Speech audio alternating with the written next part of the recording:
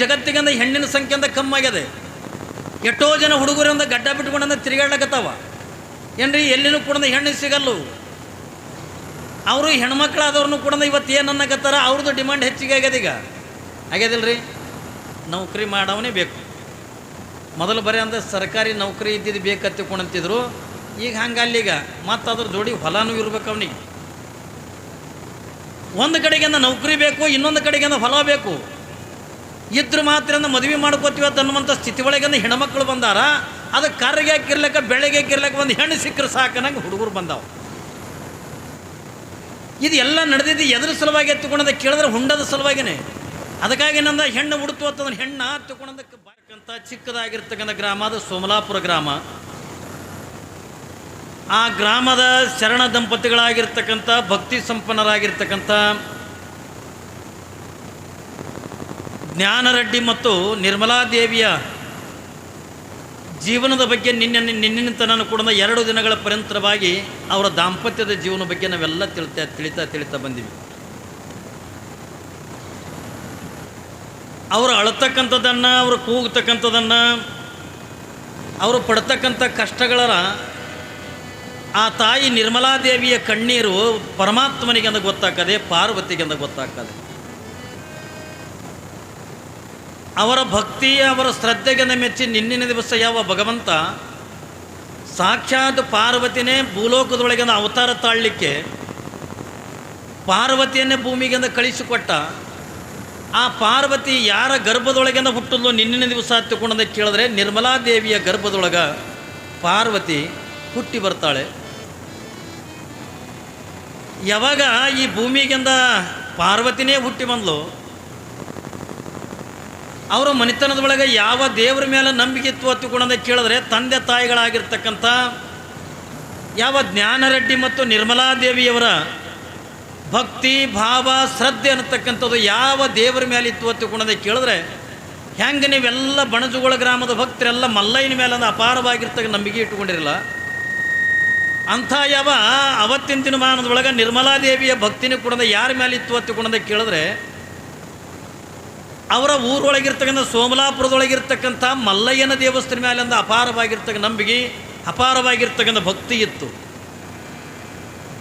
ನಿತ್ಯನೂ ಕೂಡ ಮಲ್ಲಯ್ಯನಿಗೆಂದ ಬೇಡ್ಕೋತಿದ್ಲು. ಯಾವಾಗಂದ್ರೆ ನಿತ್ಯನೂ ಕೂಡ ಮಲ್ಲಯ್ಯನಿಗೆಂದ ಬೇಡ್ಕೊಂಡಿರ್ತಕ್ಕಂಥ ನಿರ್ಮಲಾದೇವಿಯ ಭಕ್ತಿಗೆ ಯಾವಾಗ ಆ ತಾಯಿಯ ಗರ್ಭದೊಳಗಿಂದ ಹೆಣ್ಣು ಮಗು ಅನ್ನತಕ್ಕಂಥ ಹುಡುತ್ತಲ್ಲ, ಆ ಮಲ್ಲಯ್ಯನ ಮೇಲೆ ಇರ್ತಕ್ಕಂಥ ಭಕ್ತಿಗಾಗಿಯೇ ನಿನ್ನಿನ ದಿವಸ ಆ ಮಗುವಿಗೆಂದ ನಾಮಕರಣ ಮಾಡ್ತಾರೆ. ಅದು ಏನು ನಾಮಕರಣ ತಿಳ್ಕೊಂಡ ಕೇಳಿದ್ರೆ ಮಲ್ಲಮ್ಮ ತಿಳ್ಕೊಂಡನವಂತ ನಾಮಕರಣ ಮಾಡ್ತಾರೆ.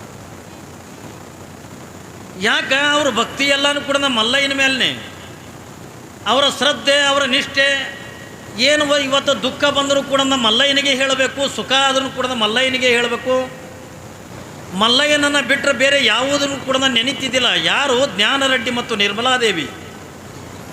ಕುಂತ್ರು ಮಲ್ಲಯ್ಯ, ನಿಂತರು ಮಲ್ಲಯ್ಯ, ಸದಾಕಾಲ ಮಲ್ಲಯ್ಯನ ಧ್ಯಾನದೊಳಗಿರ್ತಕ್ಕಂಥ ಈ ದಂಪತಿಗಳು ಹೆಂಗೆ ಹತ್ತುಕೊಂಡ ಕೇಳಿದ್ರೆ ಅದಕ್ಕಾಗಿಯೇ ಯಾವ ಹುಟ್ಟಿರ್ತಕ್ಕಂಥ ಮಗುವಿಗೆಂದ ಮಲ್ಲಮ್ಮ ಹತ್ತುಕೊಂಡನವಂತ ನಾಮಕರಣ ಮಾಡ್ತಾರೆ.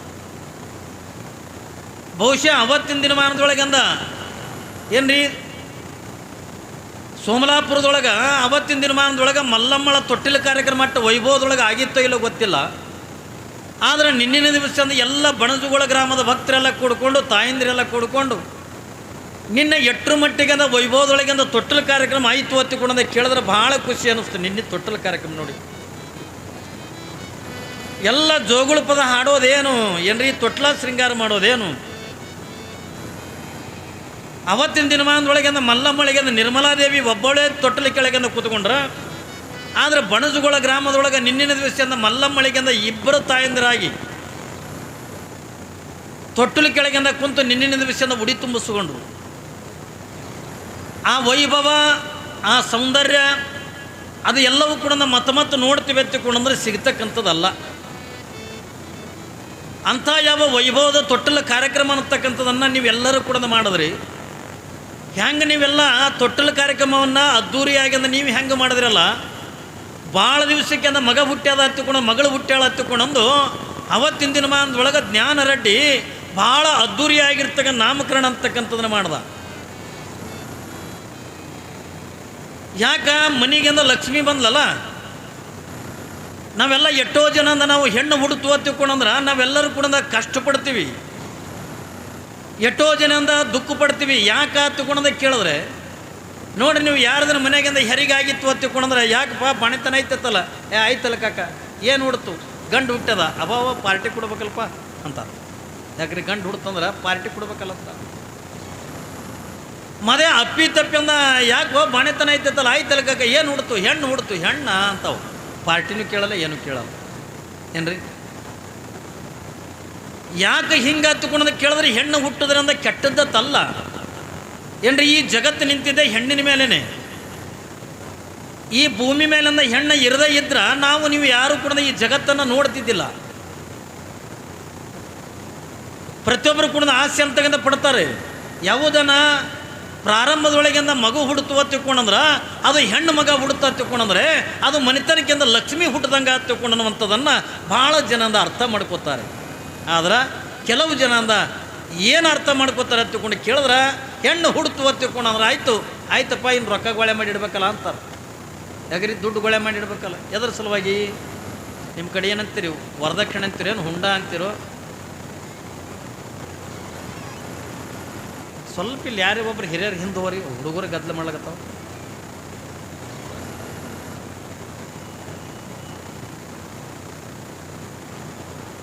ಅದು ಇವತ್ತಿನ ದಿನಮಾನದೊಳಗಿಂದ ಬಂದದೆ ವರದಕ್ಷಿಣ ಹುಂಡ ಅನ್ನತಕ್ಕಂಥದ್ದು. ಅದಕ್ಕಾಗಿಯೇ ಏನು ಹುಡ್ತು ಹತ್ತುಕೊಂಡ ಕೇಳಿದ್ರೆ ಹೆಣ್ಣು ಹುಟ್ಟ್ಯದ ಹತ್ತುಕೊಂಡಂದಾಗ ಹೆಣ್ಣ ಹತ್ತುಕೊಂಡಂತಾರ, ರೊಕ್ಕ ಗೋಳೆ ಮಾಡ್ಬೇಕಪ್ಪ ಆಯ್ತಲ್ಲ ಚಿಂತೆ ಚಲವಾಯ್ತಲ್ಲ ಹತ್ತುಕೊಂಡಂತಾರ. ಎದ್ರ ಸಲುವಾಗಿ ಅಂತಾರ ಹತ್ತುಕೊಂಡ ಕೇಳಿದ್ರೆ ಹೆಣ್ಣು ಹುಟ್ಟಿದ್ದೇನೆ ಕೆಟ್ಟದ್ದೇನಲ್ಲ. ಆದರೆ ಇವತ್ತಿನ ಪರಿಸ್ಥಿತಿ ಏನಾಗ್ಯದ ಹತ್ತುಕೊಂಡ ಕೇಳಿದ್ರೆ ಏನ್ರಿ ವರದಕ್ಷಿಣ ಅನ್ನತಕ್ಕಂಥದ್ದು ಬಂದು ನೀವೇನಂತೀರಿ ಹುಂಡ ಅಂತೀರೇನು? ಈ ಕಡೆ ಹುಂಡನ ಹಂಡ್ಯಾನ ಏನ್ರಿ ಹುಂಡ ಅಂತೀರಿ ನೀವೆಲ್ಲ. ಈಗೆಲ್ಲ ಹುಂಡ ಬಂದುಬಿಟ್ಟದೆ. ಈಗ ಅದನ್ನು ಕೂಡ ಹೋಗ್ತದ. ಮೊದಲಿನ ಪದ್ಧತಿ ಏನದಲ್ಲ ಅದೇ ಪದ್ಧತಿನೇ ಮತ್ತೆ ಪುನಃ ಕೂಡ ಬರ್ತಕ್ಕಂಥದ್ದು. ಅದು ಯಾಕೆ ಇವತ್ತು ಎಷ್ಟೋ ಜನ ಹುಡುಗರಿಗೆ ಅಂದ ಮದುವೆ ಮಾಡ್ಕೋಬೇಕಂತಂದ್ರೆ ಹೆಣ್ಣೆ ಸಿಗಲ್ಲ ಏನ್ರಿ. ಹೆಣ್ಣು ಸಿಗಲ್ಲಾಗ್ಯಾವ ಈಗ.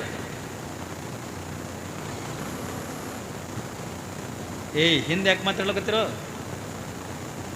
ದೊಡ್ಡವರು ಮಾತಾಡ್ಲಕತ್ತಾರ ನಾವು. ಅಲ್ಲಿ ಹಿಂದೆ ಕುತ್ಕೊಂಡು ಪುರಾಣ ಕೇಳ್ತಾರನು ನಿಮ್ಮೂರಾಗ? ನೀರ ಬಾಯ್ ಮಾಡಿಬಿಡುತ್ತೆ ಏನ್ರಿ. ಇವತ್ತಿನ ದಿನಮಾನದೊಳಗಿಂದ ಇದು ವರದಕ್ಷಿಣ ಹುಂಡ ಹತ್ತುಕೊಂಡು ನೀವೇನು ಅಂತಿದ್ದೀರಲ್ಲ, ಆದರೆ ಇದು ಹುಂಡದ ಪರಿಸ್ಥಿತಿ ಎಲ್ಲಿಗೆ ಬಂದದ ಹತ್ತುಕೊಂಡ ಕೇಳಿದ್ರೆ ಎಷ್ಟೋ ಜನ ತಾಯಂದ್ರೆ ಇನ್ನೂ ಇವತ್ತಂದ ಗುಣ ಅವತ್ತಿನ ದಿನಮಾನದೊಳಗಿಂದ ಸ್ಕ್ಯಾನಿಂಗ್ ಮಾಡಿಸ್ಕೊಂಡು ಗರ್ಭದೊಳಗಿಂದ ಹೆಣ್ಣು ಕೂಸಿತ್ತು ಹತ್ತುಕೊಂಡಂದ್ರೆ ಭ್ರೂಣ ಹತ್ಯೆ ಅಂತಕ್ಕಂಥ ಮಾಡ್ತಿದ್ರು. ಅದಕ್ಕಾಗಿ ಈ ಜಗತ್ತಿಗಿಂದ ಹೆಣ್ಣಿನ ಸಂಖ್ಯೆಯಿಂದ ಕಮ್ಮಾಗ್ಯದೆ. ಎಷ್ಟೋ ಜನ ಹುಡುಗರಿಂದ ಗಡ್ಡ ಬಿಟ್ಕೊಂಡ ತಿರುಗಾಡ್ಲಕತ್ತಾವ ಏನ್ರಿ. ಎಲ್ಲಿನೂ ಕೂಡ ಹೆಣ್ಣು ಸಿಗಲ್ಲು. ಅವರು ಹೆಣ್ಮಕ್ಳಾದವ್ರನ್ನೂ ಕೂಡ ಇವತ್ತು ಏನು ಅನ್ನಕತ್ತಾರ, ಅವ್ರದ್ದು ಡಿಮಾಂಡ್ ಹೆಚ್ಚಿಗೆ ಆಗ್ಯದ. ಈಗ ಆಗ್ಯದಿಲ್ರಿ. ನೌಕರಿ ಮಾಡವನೇ ಬೇಕು. ಮೊದಲು ಬರೀ ಅಂದರೆ ಸರ್ಕಾರಿ ನೌಕರಿ ಇದ್ದಿದ್ದು ಬೇಕತ್ತಿಕೊಂಡಂತಿದ್ರು. ಈಗ ಹಂಗಲ್ಲೀಗ ಮತ್ತು ಅದ್ರ ಜೋಡಿ ಹೊಲನೂ ಇರ್ಬೇಕು ಅವನಿಗೆ. ಒಂದು ಕಡೆಗಿಂದ ನೌಕರಿ ಬೇಕು, ಇನ್ನೊಂದು ಕಡೆಗಿಂದ ಹೊಲ ಬೇಕು. ಇದ್ರ ಮಾತ್ರ ಮದುವೆ ಮಾಡ್ಕೋತೀವತ್ತು ಅನ್ನುವಂಥ ಸ್ಥಿತಿ ಒಳಗಿಂದ ಹೆಣ್ಮಕ್ಳು ಬಂದಾರ. ಅದು ಕರ್ರಿಗೆ ಹಾಕಿರ್ಲಿಕ್ಕೆ ಬೆಳಗ್ಗೆ ಹಾಕಿರ್ಲಿಕ್ಕೆ ಒಂದು ಹೆಣ್ಣು ಸಿಕ್ಕರೆ ಸಾಕನಂಗೆ ಹುಡುಗರು ಬಂದಾವ. ಇದು ಎಲ್ಲ ನಡೆದಿದ್ದು ಎದ್ರ ಸಲುವಾಗಿ ಎತ್ತುಕೊಂಡದ ಕೇಳಿದ್ರೆ ಹುಂಡದ ಸಲುವಾಗಿನೇ. ಅದಕ್ಕಾಗಿ ನಂದ ಹೆಣ್ಣು ಹುಡುತು ಅಂತಂದ್ರೆ ಹೆಣ್ಣ ಹತ್ತುಕೊಂಡದಕ್ಕೆ ಬಾಯಿ ತೆಗಿತಾರಲ್ಲ, ಎದ್ರ ಸಲುವಾಗಿ ಎತ್ತುಕೊಂಡದ ಕೇಳಿದ್ರೆ ಹುಂಡದ ಸಲುವಾಗಿ. ಈಗೆಲ್ಲ ಒಂದೊಂದು ರೇಟ್ ಆಗಿಬಿಟ್ಟಿದ್ದು ಏನ್ರಿ. ಹುಂಡದ್ದು ಒಂದೊಂದು ರೇಟ್ ಆಗಿದ್ದು ನಿಮಗೆಲ್ಲ ನಿಮ್ಮ ಕಡೆ ಆದನೆಯಲ್ಲೂ ಗೊತ್ತಿಲ್ಲ. ಸಾಮಾನ್ಯ ಅವನಿಗೆ ಹೊಲ ಇಲ್ಲ ಏನೂ ಇಲ್ಲ, ಹೆಗಲ ಮೇಲಿಂದ ಗುದ್ದಲಿ ಹಾಕ್ಕೊಂಡು ಏನ್ರಿ ಹೊಲದಾಗಿ ಇನ್ನೊಬ್ಬರು ಹೊಲದಾಗಿ ಅಂದ ಕೆಲಸ ಮಾಡೋನಿಗೆ 1 ಲಕ್ಷ ರೂಪಾಯಿ ಹುಂಡ ಏನ್ರಿ. 1 ತೊಲಿ ಬಂಗಾರ. ನಮ್ಮ ಕಡೆಲ್ಲ ಭಾಳ ಅದ ಏನ್ರಿ. ನಮ್ಮ ಕಡೆಯಲ್ಲೇ ಬಹುಶಃ ನಮ್ಮ ಬೀದರ್ ಜಿಲ್ಲೆದಾಗಿಂದ ಹುಂಡ ಭಾಳ. ಎಲ್ಲ ಒಂದೊಂದಿಂದ ರೇಟ್ ಆಗಿಬಿಟ್ಟದ. ಕೂಲಿ ಮಾಡ್ತಕ್ಕಂಥವನಿಗಿಂದ ಲಕ್ಷಗಟ್ಟಲೆ ಹುಂಡ. ಅದ್ರಾಗ ಸಣ್ಣದಿಂದ ಒಂದು ಈಟಿಂದ ಜಮೀನಿತ್ತು, ಒಂದು 2-3 ಎಕರೆಯಿಂದ ಜಮೀನಿತ್ತು ಹತ್ತಿಕೊಂಡ್ರೆ ಅವನೊಂದು ರೇಟನೇ ಬೇರೆ. ಏನು ಅದ್ರಾಗೆ ಒಂದು ಸಣ್ಣ ಪುಟ್ಟ ನೌಕರಿ ಮಾಡ್ತಿದ್ನು ಹತ್ತಿಕೊಂಡ್ರೆ ಅವನ ರೇಟ್ ಬೇರೆ. ಈ ಊರಾಗಿಂದ RMP ಡಾಕ್ಟ್ರುಗಳು ಇರ್ತಾರಲ್ಲ, ಈ ಬಗಲಾಗ ಬ್ಯಾಗ್ ಹಿಡ್ಕೊಂಡಂದು ಯಾರಿಗಾರ ಆರಾಮ್ ತಪ್ಪಿದೇನು ರೀ ಅಂತ ಕೇಳ್ಕೊಂಡು ಬರ್ತಿರ್ತಾರಲ್ಲ, ಅವರಿಗೆಲ್ಲ 10 ಲಕ್ಷ ರೂಪಾಯಿ ಹುಂಡಾದ ನಮ್ಮಲ್ಲಿ. ಬೇಡ ಅಪ್ಪಿತಪ್ಪಿ ನಾವು MBBS ಡಾಕ್ಟ್ರಿಗೆ ನಮ್ಮ ಮಗಳು ಕೊಡ್ತೀವಿ ಎತ್ತಿಕೊಂಡಂದ್ರೆ ಏನ್ರಿ ಅದು ಕೋಟಿಗಟ್ಲಿಂದ ಅದ. ನೀವೆಲ್ಲ ಇದ್ದಿದ್ದು ಬಿದ್ದಿದ್ದು ಹೊಲ ಫಲ ಎಲ್ಲ ಮಾರಿ ಕೊಡ್ಬೇಕು ಈಗ ಮಕ್ಕಳು. ಆ ಪರಿಸ್ಥಿತಿಯಿಂದ ಬಂದ. ಎಷ್ಟೋ ಜನ ಬಡವರು ಈಗ ಶ್ರೀಮಂತರಿಂದ ಮಾಡ್ತಕ್ಕಂಥ ಮದುವೆ ಅನ್ನತಕ್ಕಂಥದ್ದು ನೋಡಿ, ನಾವು ಅವರಂಗಿಂದ ಮಗಳ ಮದುವೆ ಮಾಡಬೇಕು, ಅವರಂಗಿಂದ ನಾವು ಮಗಳ ಮದುವೆ ಮಾಡಬೇಕಂತ ತಗೊಂಡು ಏನೆಲ್ಲ ಸಾಲ ಸೂಲ ಮಾಡಿ ಮಗಳ ಮದುವೆ ಮಾಡಿ ಕೊಟ್ಟಂದು ಇರ್ತಕ್ಕಂಥ ಜಮೀನೆಲ್ಲ ಮಾರಿಕೊಂಡು ಎಷ್ಟೋ ಜನಂದ ನೇಣು ಹಾಕ್ಕೊಂಡಂದು ಸತ್ತು ಹೋಗ್ಯಾರ. ಕಲ್ಪನೆ ಇರಲಿ. ಆದ್ರೆ ಒಂದು ಏನು ತಿಳುವಳಿಕೆ ಏನು ಹೇಳಬೇಕಾಗ್ಯದ ತಗೊಂಡ ಕೇಳಿದ್ರೆ, ಇವತ್ತಿನ ದಿನಮಾನದೊಳಗೆ ಹೆಣ್ಣು ಸಿಗಲಾಗ್ಯಾವ, ಯಾರೂ ಕೂಡ ಹುಂಡ ಅನ್ನತಕ್ಕಂಥ ಕೇಳಬಾರ್ದು. ಒಬ್ಬ ಮಗಳ ಮದುವೆ ಮುಗಿಬೇಕಾದ್ರೆ ಪಾಪ ತಂದೆ ತಾಯಿಯಿಂದ ಅವರು ಇದ್ದು ಕೂಡ ಆಗಿರ್ತಾರಲ್ರಿ. ಇಲ್ಲಿ ನೋಡ್ರಿ, ಇಲ್ಲಿ ಖುಷಿ ಪಡ್ಲಕತ್ತಾರೆ ಯಾರು? ಯಾವ ಜ್ಞಾನರೆಡ್ಡಿ ಮತ್ತು ಆ ನಿರ್ಮಲಾದೇವಿ ಖುಷಿ ಪಡ್ತಾರೆ. ಎದ್ರ ಸಲುವಾಗಿ? ನಮ್ಮ ಮನೆತನಕ್ಕಿಂದ ಹೆಣ್ಣು ಹುಡ್ತಲ್ಲ, ಲಕ್ಷ್ಮಿ ಬಂದಲ್ಲ ಅಂತಕೊಂಡು ಖುಷಿ ಪಟ್ಟು ಇಡೀ ಗ್ರಾಮದ ಇಡೀ ಮನೆಗಿನ ಕೂಡ ಭಿನ್ನ ಹೇಳಿ ಏನ್ರಿ ಇಡೀ ಊರಿಗೆ ಊಟ ಹಾಕಿ ತೊಟ್ಟಲು ಕಾರ್ಯಕ್ರಮ ಮಾಡ್ತಾ ವೈಭವದೊಳಗೆ. ಯಾವಾಗಿಂದ ತೊಟ್ಟಲು ಕಾರ್ಯಕ್ರಮ ಅಂತಕ್ಕಂಥದ್ದಾಯಿತು, ಎಲ್ಲ ಜನ ಬಂದು ನೋಡ್ತಾರೆ. ಮಲ್ಲಮ್ಮ ನೋಡೋಕ್ಕಿಂತ ಇಟ್ಟು ಸುಂದರ ಇದ್ಲಲ್ಲ, ಅವತ್ತಿನ ದಿನಮಾನದೊಳಗೆ ಕವಿ ಹೇಳ್ತಾನೆ, ಆ ಆಂಧ್ರಪ್ಪ ರಾಜ್ಯದೊಳಗೆ ಯಾವ ಕಡಪ ಜಿಲ್ಲೆದೊಳಗೆ ಅವಳಟ್ಟಂದ ಸುಂದರವಾಗಿರ್ತಕ್ಕಂಥ ಕೂಸ ಎಲ್ಲಿನೂ ಕೂಡ ನೋಡಿಲ್ಲ ತಿಳ್ಕೊಂಡಂತಿದ್ರು. ಅಟ್ಟು ರೂಪವತಿ ಯಾರು? ಮಲ್ಲಮ್ಮ. ಮಗುವಾಗಿರ್ತಕ್ಕಂಥ ಪ್ರಸಂಗದೊಳಗಿನ ಅಟ್ಟ ರೂಪ ಅಂದ ಚಂದ ಅಂತಕ್ಕಂಥ ಕಾಣ್ತಕ್ಕಂಥ ಮಗುವಿನನ್ನು ಅವಳ ಅಂದ ಚಂದ ಅಂತಗ ನೋಡಿ ನಾ ಎತ್ತಗೋ ನೀ ಎತ್ತಗೋ, ಯಾರು ಆಡಿಸೋರು ಬೇರೆ ಹಾಡೋರು ಬೇರೆ ಏನ್ರಿ, ಆ ಕೂಸಿನ ಜೋಗುಳ ಪದ ಆಡೋರು ಬೇರೆ. ಇಟ್ಟೆಲ್ಲ ಮಾಡ್ತಾ ಮಾಡ್ತಾ ಮಗುವಿಂದ ಏನ್ರಿ ತಾಯಿಯ ಸಂಸ್ಕಾರದೊಳಗಿಂದ ಬೆಳಿಲಿಕ್ಕತ್ತದ. ಮಲ್ಲಮ್ಮ ತಂದೆ ತಾಯಿ ಸಂಸ್ಕಾರದೊಳಗಿಂದ ಬೆಳಿಲಿಕ್ಕತ್ತ. ಯಾರ ಮನೆಗಿಂದ ಹೆಣ್ಣು ಹುಡುತ್ತಲ್ಲ, ಆ ಹೆಣ್ಣು ಮಗುವಿಗಿಂದ ಯಾರು ಸಂಸ್ಕಾರ ಕೊಡಬೇಕಂತ ಗುಣದ ಕೇಳಿದ್ರೆ ತಾಯಿ ಆಗಿರ್ತಕ್ಕಂಥವಳು ಸಂಸ್ಕಾರ ಕೊಡಬೇಕು. ಮೊದಲ ತಂದೆ ತಾಯಿ ಸಂಸ್ಕಾರವಂತರಾಗಿರಬೇಕು. ಒಬ್ಬ ತಾಯಿ ಸಂಸ್ಕಾರವಂತಳಾಗಿದ್ಲು ತಿಳ್ಕೊಂಡಂದ್ರೆ ಮನೆಯೊಳಗಿಂದ ಹುಟ್ಟಿರ್ತಕ್ಕಂಥ ಹೆಣ್ಣು ಮಗುವಿಗೆ ಒಬ್ಬ ತಾಯಿ ಸಂಸ್ಕಾರ ಕೊಡಬೇಕು. ತಾಯಿ ಆಶ್ರಯದೊಳಗಿಂದ ಬೆಳಿಬೇಕು ಮಗಳು. ಇನ್ನು ಗಂಡಸು ಮಗ ಹುಟ್ಟಿದ್ರ ಅವನಿಗೆ ಯಾರು ಸಂಸ್ಕಾರ ಕೊಡಬೇಕಂತ ಕೇಳಿದ್ರೆ ತಂದೆ ಆಗಿರ್ತಕ್ಕಂಥವು ಸಂಸ್ಕಾರ ಕೊಡಬೇಕು. ಅದಕ್ಕಾಗಿಯೇ ಜಗತ್ತಿನ ಇತಿಹಾಸ ಏನು ಹೇಳ್ತದೆ ಅಂತ ಕೇಳಿದ್ರೆ, ಯಾರ ಮನೆತನದೊಳಗಿಂದ ದಂಪತಿಗಳಿಂದ ಸಂಸ್ಕಾರವಂತರಾಗಿರ್ತಾರೋ, ಯಾವ ಮನೆತನದೊಳಗಿಂದ ಆಧ್ಯಾತ್ಮದ ಜೀವಿಗಳಾಗಿರ್ತಾರೋ ಏನ್ರಿ, ತಂದೆ ತಾಯಿ ಸಂಸ್ಕಾರವಂತರು ಇದ್ರು ಅಂತಿಕೊಂಡಂದ್ರೆ ಮಕ್ಕಳು ಕೂಡ ಸಂಸ್ಕಾರವಂತರಾಗಿ ಅಂದ ಹುಡುತ್ತಾರೆ. ಇಲ್ಲಿ ನೋಡ್ರಿ, ಇವತ್ತು ಮಲ್ಲಮ್ಮನ ತಂದೆ ತಾಯಿ ಯಾವಾಗಂದ್ರೆ ಎಷ್ಟು ಸಂಸ್ಕಾರವಂತರಾಗಿದ್ರು. ಸದಾಕಾಲ ಮಲ್ಲಯ್ಯನ ಧ್ಯಾನ, ಒಂದು ಕಡೆಗಿಂದ ಗಂಡನ ಸೇವೆ, ಇನ್ನೊಂದು ಕಡೆಗೆ ಏನ್ರಿ ಯಾರೇ ಬರಲಿ, ಕುರುಡರು ಬರಲಿ, ಕುಂಟರು ಬರಲಿ, ಅನಾಥರು ಬರಲಿ, ದೀನ ದಲಿತರು ಯಾರೇ ಬಂದರೂ ಕೂಡ ಮನೆತನದೊಳಗಿಂದ ಪ್ರಸಾದ ಇಲ್ಲ ಅಂತಕೊಂಡಂತಿದ್ದಿಲ್ಲ, ದಾನ ಧರ್ಮ ಮಾಡ್ತಿದ್ರು.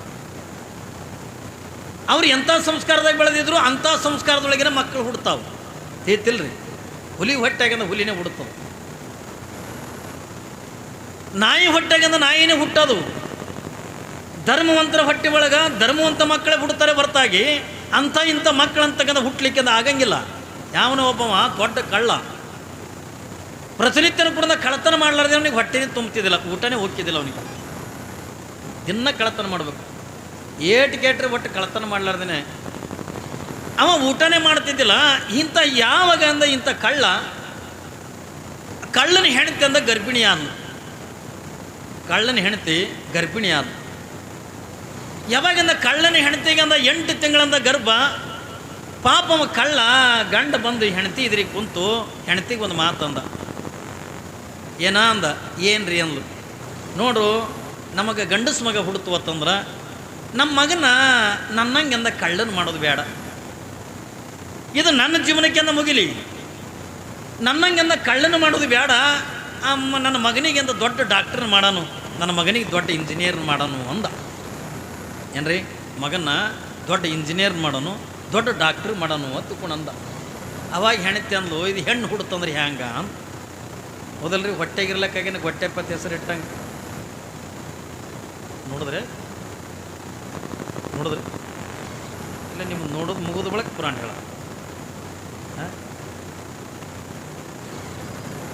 ಪಾಪ ಹೆಣ್ತಿ ಏನಂತಾಳ, ಇವ ಕಳ್ಳ ಏನಂತಾನ ನೋಡು, ನಮಗೆ ಗಂಡಸ್ ಮಗ ಹುಡುತು ತಿಳ್ಕೊಂಡ್ರ ನನ್ನಂಗೆಂದ ಮಗನಿಂದ ಕಳ್ಳನ್ ಮಾಡೋದು ಬೇಡ, ನನ್ನ ಮಗನಿಗೆಂದ ದೊಡ್ಡ ಡಾಕ್ಟ್ರ್ ಮಾಡೋನು, ನನ್ನ ಮಗನಿಗೆಂದ ದೊಡ್ಡ ಇಂಜಿನಿಯರ್ ಮಾಡೋನು ಒಂದ.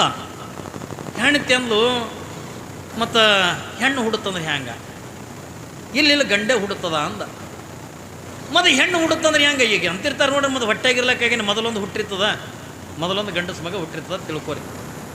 ಪಾಪ ಅವ್ರ ತಾಯಿ ಮಾತು ಗರ್ಭಿಣಿ ಇರ್ತಾಳೆ, ಕೇಳ್ತಾರಲ್ಲ ಮಗನಿಗೆ, ಪಾಪು ನಿನಗೆ ತಮ್ಮ ಬೇಕಾ ತಂಗಿ ಬೇಕಾ ಅಂತ ಕೇಳ್ತಾರಲ್ಲ ಮಕ್ಕಳಿಗೆ ಕೇಳ್ತಾರೆ, ನಿನಗೆ ತಮ್ಮ ಬೇಕು ತಂಗಿ ಬೇಕು. ಮಮ್ಮಿ ನನಗೆ ತಮ್ಮನೂ ಬೇಡ ತಂಗಿನೂ ಬೇಡ, ನನಗೊಂದು ನಾಯಿ ಕುನ್ನಿ ಬೇಕಂತ. ನನಗೆ ತಮ್ಮನೂ ಬೇಡ ತಂಗಿನೂ ಬೇಡ, ನಾಯಿ ಕುನ್ನಿ ಬೇಕು ಅಂತದ. ಅದಕ್ಕೆ ಪಾಪ ಅದಕ್ಕೆ ಏನು ಬೇಕು ಅದನ್ನು ಕೇಳ್ಯದ. ಹಂಗೆ ಇವರಿಬ್ಬರು ಕಚ್ಚಾಡಕತ್ರು. ಯಾರು ಕಳ್ಳನ ಹೆಣ್ತಿ, ಇಲ್ಲ ಗಂಡೆ ಹುಡ್ತದ ಎಣ್ಣೆ ಹುಡ್ತದ. ಹೀಗೆಲ್ಲ ಕಚ್ಚಾಡೋದ್ರೊಳಗೆ ಅಂದ ಕೊನೆಗೆ ಅಂದ ಏನಂದ, ಆಯ್ತು ಬಿಡ ಗಂಡು ಹುಟ್ಟದ್ರಿಂದ ಡಾಕ್ಟ್ರ್ ಮಾಡೋ ಇಂಜಿನಿಯರ್ ಮಾಡೋನು ಏನಾಕೆ ಹುಟ್ಟಲೆಕ್ಕ, ಒಟ್ಟು ನನ್ನಂಗೆ ಅಂದ ಕಳ್ಳನು ಮಾಡೋದು ಬೇಡ, ಅವನಿಗೆ ದೊಡ್ಡ ಆಫೀಸರ್ ಮಾಡೋಣ ತಿಳ್ಕೊಂಡಂದು ಮಾತಾಡ್ಕೊಂಡಂದು ಬಿಟ್ಟರು. ಮುಂದೆ ಒಂದು ತಿಂಗಳದಾಗಂದ ಬಾಣೆತನ ಆಯಿತು. ಇವನ ಆಸೆದಂಗೆ ಗಂಡಸ ಮಗನೇ ಹುಡುತು. ಯಾವಾಗಿಂದ ಗಂಡಸ ಮಗ ಹುಡುತು ನಿಮಗೆ ಆಶ್ಚರ್ಯ ಹೇಳ್ತೀನಿ, ಆ ಕೂಸ ಎರಡು ಕೈ ಮುಟ್ಟಿಗೆ ಮಾಡ್ಕೊಂಡು ಹುಡುತು. ಎರಡು ಕೈ ಮುಟ್ಟಿಗೆ ಮಾಡ್ಕೊಂಡು ಹುಡುತು. ಮಕ್ಕಳು ಮುಟ್ಟಿಗೆ ಮಾಡ್ಕೊಂಡಿರ್ತಾವಲ್ರಿ. ಯಾವಾಗಿಂದ ಕೂಸು ಮುಟ್ಟಿಗೆ ಮಾಡ್ಕೊಂಡೇ ಹುಡುತು, 2-3 ದಿವಸ ಅದ್ರ ಕೈನೇ ಬಿಚ್ಚಿದ್ದಿಲ್ಲ. ಅದು ಓಣೇನು ಹೆಣ್ಮಕ್ಳು ಏನಂದ್ರು, ತಂಗಿ ಕೂಸ ಮುಟ್ಟಿಗೆ ಹಿಡ್ಕೊಂಡಿದ್ದೆ ಅದು ಒಟ್ಟ ಕೈ ಬಿಚ್ಚಿದ್ದೆ ನೋಡಿಲ್ಲ, ಮತ್ತು ಹಾಗೆ ಮುಟ್ಟಿಗೆ ಹಿಡ್ಕೊಂಡು ಕೂತು ಅಂದ್ರೆ ನಾಳೆ ಕೈ ಹಾಗೆ ಆದವು ಅಂದ್ರೆ ಹ್ಯಾಂಗೆ, ಜರ ಕೈ ಬಿಚ್ಚ್ರಿ ಅಂದರು. ಯಾವಾಗಿಂದ ಕೈ ಬಿಚ್ಚ್ರಿ ಅಂತ ತಗೊಂಡು ಒತ್ತಾಯ ಮಾಡಿ ಹಿಂಗೆ ಕೈ ಬಿಚ್ಚಿ ನೋಡಿದ್ರೆ ಕೈಯಾಗ ಒಂದು ಬಂಗಾರ ಉಂಗ್ರಿತ್ತು ಕೂಸಿನ ಕೈಯಾಗ. ಯಾವಾಗಿಂದ ಕೂಸಿನ ಕೈಯಾಗಿಂದ ಬಂಗಾರ ಉಂಗ್ರಿತ್ತು. ಅದು ಉಂಗ್ರ ಎಲ್ಲಿದು ಹೊತ್ತುಕೊಂಡ ಕೇಳಿದ್ರೆ ಬಾಣೆತನ ಮಾಡೋಕೆ ಬಂದಿದ್ದ ನರ್ಸ್ ಬೈ ಕೈಯಿಂದ ಉಂಗ್ರನೇ ಕಳುವು ಮಾಡ್ಕೊಂಡು ಹುಟ್ಟದಿದ್ದು ಇಂಜಿನಿಯರ್ ಆಗೋದು. ಏನು ಹೆರಿಗೆ ಮಾಡೋಕ್ಕೆ ಬಂದಿದ್ದಲ್ಲ, ಬಾಣೆತನ ಮಾಡೋಕ್ಕೆ ಬಂದಿದ್ದಲ್ಲ ಏನ್ರಿ, ಆ ಹೆರಿಗೆ ಮಾಡ್ತಕ್ಕಂಥ ನರ್ಸ್ ಬೈ ಕೈಯಂದೇ ಉಂಗ್ರನೇ ಕಳುವು ಮಾಡ್ಕೊಂಡು ಹುಟ್ಟದಿದ್ದು ಇಂಜಿನಿಯರ್ ಆಗೋದ್ರಿ. ಕಳ್ಳನ ಹೊಟ್ಟೆ ಕಳ್ಳೆ ಹುಟ್ಟಬೇಕಲ್ಲ, ಸುಳ್ಳು ಹೊಟ್ಟೆಗಂದ್ರೆ ಸುಳ್ಳೆ ಹುಟ್ಟಬೇಕು ಅಂತಿರ್ತಾರಿಲ್ಲ.